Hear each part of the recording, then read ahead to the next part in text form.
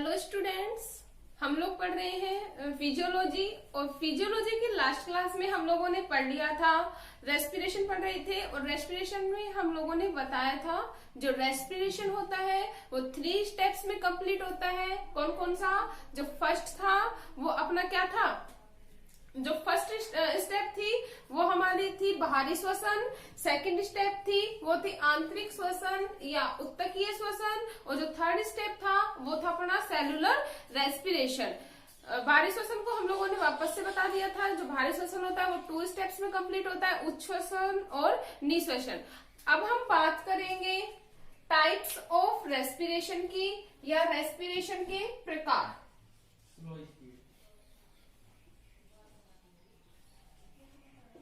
Types of respiration या श्वसन के प्रकार। श्वसन के प्रकार तो देखिए, जो श्वसन होता है वो होता है मोस्टली 2 टाइप्स का। कितने प्रकार का होता है भाई? 2 टाइप्स का। कौन कौन सा? फर्स्ट है एरोबिक श्वसन या aerobic respiration. Aerobic respiration Hindi में बोलते हैं वायवीय या ऑक्सी श्वसन। वायवीय या ऑक्सी श्वसन। और सेकंड जो होता है वो अपना वो होता है anaerobic respiration. Anaerobic respiration, इसे हिंदी में बोलते हैं अनोक्सी श्वसन या अवायवीय श्वसन। अनोक्सी या अवायवीय श्वसन। फर्स्टली हम बात कर लेते हैं एरोबिक रेस्पिरेशन की या ऑक्सी श्वसन की। तो we all know that students, जो श्वसन होता है वो सभी जीवों के लिए एक उपापचय क्रिया है। सभी जीवों में ऑक्सीजन की प्रेजेंस में, मोस्टली जो सभी जीव होते हैं उनमें ऑक्सीजन की प्रेजेंस में जो फूड होता है उसका दहन होता है या पाचन होता है, और एनर्जी का क्या होता है, फॉर्मेशन होता है। फर्स्टली हम बात करते हैं एरोबिक रेस्पिरेशन की या वायवीय श्वसन की।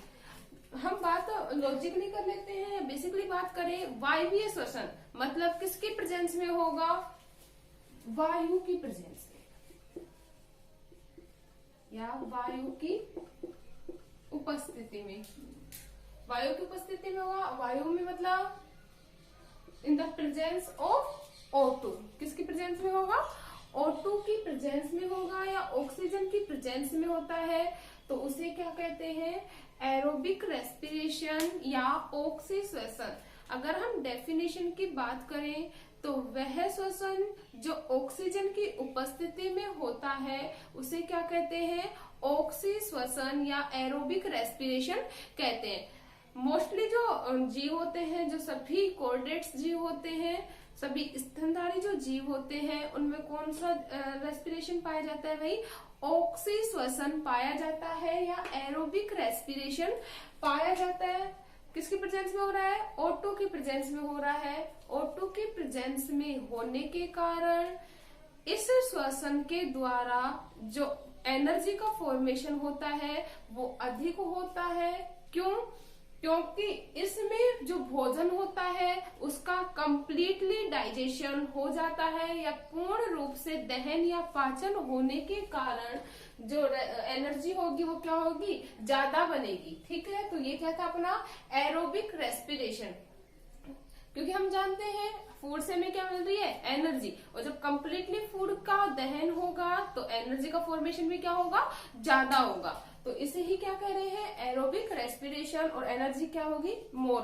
ओके, अब सेकेंड अगर हम बात करें एन एरोबिक रेस्पिरेशन की या अवायवीय या अनोक्सी श्वसन की, तो देखिए क्या है। बेसिकली बात कर लेते हैं अनोक्सी या अवायवीय मतलब वायु के बिना।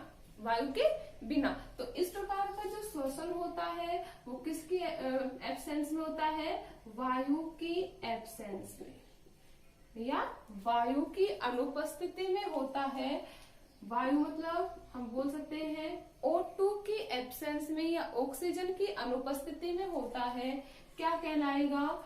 N aerobic respiration. मतलब अगर हम डेफिनेशन की बात करें तो वह श्वसन जो ऑक्सीजन की अनुपस्थिति में होता है क्या कहलाएगा? अनोक्सिक श्वसन। देखिए ऑक्सीजन की अनुपस्थिति में हो रहा है, ठीक है। यह इस प्रकार का जो श्वसन होता है मोस्टली बैक्टीरिया, जो निम्न कैटेगरी के या लो कैटेगरी के जो जीव होते हैं, बैक्टीरिया, यीस्ट, वायरस, उसमें इस प्रकार का क्या पाया जाता है? रेस्पिरेशन पाया जाता है। इस प्रकार के रेस्पिरेशन में जो मुख्य क्रियाएं होती हैं वो होती है जैसे फर्मेंटेशन। एग्जाम्पल की बात करें, फर्मेंटेशन। फर्मेंटेशन को हिंदी में बोलते हैं किण्वन। किण्वन की जो क्रिया होती है वो किसका एग्जाम्पल है? एन एरोबिक रेस्पिरेशन का एग्जाम्पल है।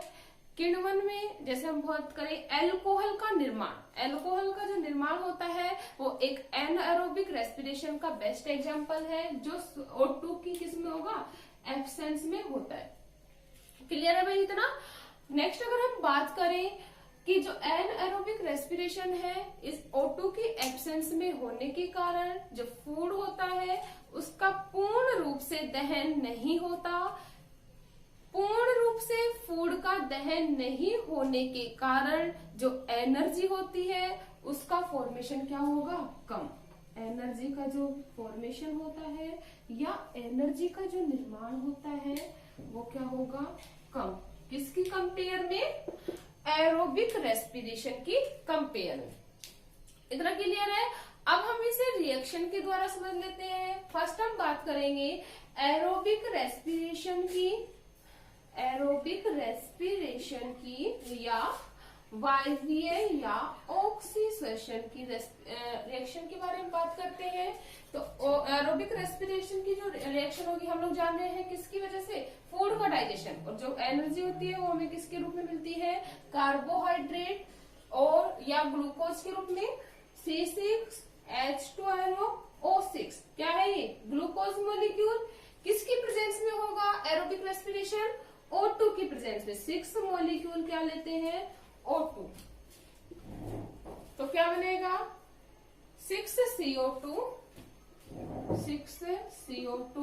Plus 6H2O plus 786 kilo calorie energy, या हम 38 ATP का भी क्या बता सकते हैं? फॉर्मेशन। क्या होगा? 38 ATP का या 786 किलो कैलोरी एनर्जी का क्या होता है? फॉर्मेशन। ग्लूकोज का अणु ऑक्सीजन की प्रेजेंस में क्या बनाता है? 6CO2 क्या बनेगा? 6 कार्बन डाइऑक्साइड के मॉलिक्यूल, 6 ही 6H2O, 6 मॉलिक्यूल्स किसके बनेंगे? वाटर के बनेंगे। और क्या बनेगा? एनर्जी का क्या होगा? फॉर्मेशन होगा। इतना क्लियर है स्टूडेंट? अगर हम बात करें सेकेंड एन एरोबिक रेस्पिरेशन की या अवायवीय श्वसन के रिएक्शन की, एन एरोबिक रेस्पिरेशन या अनोक्सिक श्वसन, इसकी जो रिएक्शन होगी वो क्या होगी? वो ही एनर्जी के लिए हमें किसकी नीड होती है? कार्बोहाइड्रेट की या ग्लूकोज की। फॉर्मूला क्या होगा? C6H12O6। O2 की आवश्यकता नहीं होती, मतलब O2 यूज नहीं होगी, तो क्या बनेगा? 2C2H5OH क्या बनेगा? 2C2H5OH plus 2 carbon dioxide plus किसका फॉर्मेशन होगा? एनर्जी का क्या होता है? फॉर्मेशन होता है। मतलब क्या बनेगा? कार्बोहाइड्रेट विदाउट O2 की प्रेजेंस के या बिना ऑक्सीजन की प्रेजेंस के क्या बनाएगा? एथिल अल्कोहल का फॉर्मेशन करेगा, 2 कार्बन डाइऑक्साइड बनेंगे और क्या बनेगा? एनर्जी का क्या होगा? फॉर्मेशन होगा। जो एनर्जी होगी वो किस में बनेगी? कम मात्रा में बनेगी। क्लियर है? तो ये था अपना टाइप्स ऑफ रेस्पिरेशन या श्वसन के प्रकार। ओके, नेक्स्ट हम बात करेंगे जो रेस्पिरेटरी ऑर्गन्स है उसके बारे में या श्वसन के अंगों के बारे में हम बात करेंगे।